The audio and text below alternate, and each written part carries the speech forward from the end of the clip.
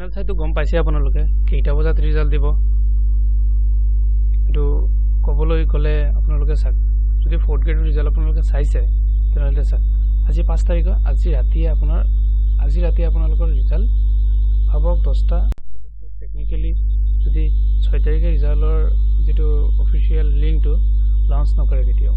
এদিন আগতে লঞ্চ কৰে আপুনি ডাইৰেক্ট ট্ৰাই কৰিব ৰাতি 11টা বা 10টা বজাৰ পৰা চাব যে তাতে দি আছে আপোনাৰ লিংকটো হল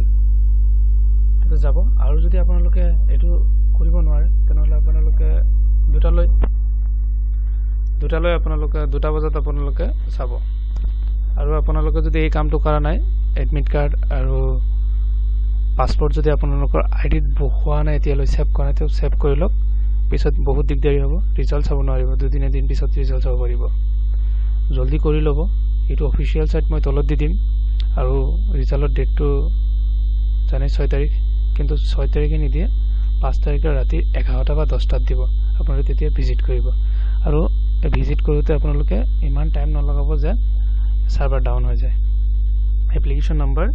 জিএস আপোনালোকে এনেকৈ দি দিলে পাসওয়াৰ্ডটো জিএস আপোনালোকে লিখি দিলে লিখি দিয়াৰ পিছত আপোনাৰ লগইন এবাৰ মাৰিব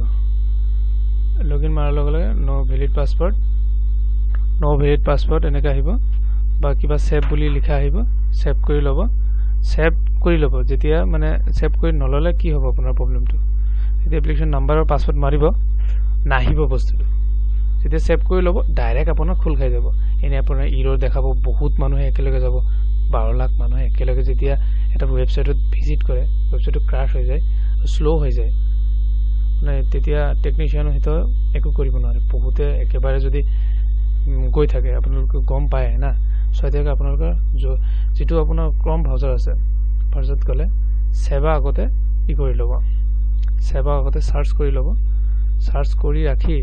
ইয়াত আপোনাৰ ৰাখি দিব সেৱা ধৰিলো সেৱা সাৰ্চ কৰিলো সেৱা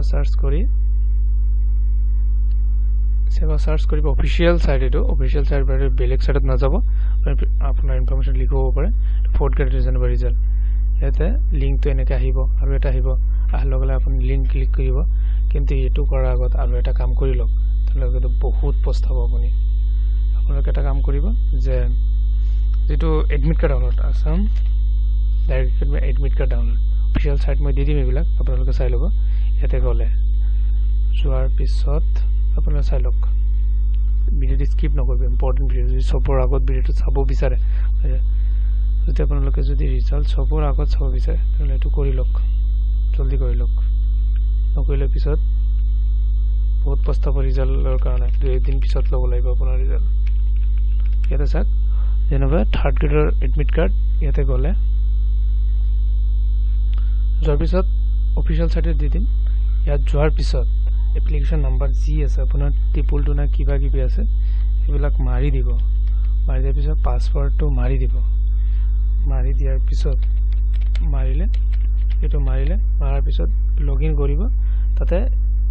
ইফালে এটা সেভ বুলি আহিব আৰু নট নাও বুলি আহিব সেভ কৰি ৰাখি দিব এনেকৈ আপুনি সেভ কৰি যদি নাৰাখে তেনে কিন্তু বহুত দিগদাৰি হ'ব আপোনাৰ ৰিজাল্ট চাব নোৱাৰিব এইখিনি ইনফৰমেশন দিব বিচাৰিছিলো আপোনালোকক আৰু ৰিজাল্টটো আপোনাৰ পাক্কা 4th গ্ৰেড যেনবা 10টাত দিছিল ৰাতি কোনো গম পোৱা নাই মোৰ ৰিজাল্ট মই চাইছো 10টাত আপোনালোকে 10টা ডাইৰেক্ট ভিজিট কৰিব 10টাত যাই ডাইৰেক্ট ভিজিট কৰিব স্যাৰ ডাইৰেক্ট ওয়েবসাইটত পাই যাব আপোনাৰ ৰিজাল্ট মই এইবিলাক দি দিম আপোনালোকৰ এইবিলাক সব পাই যাব মোৰ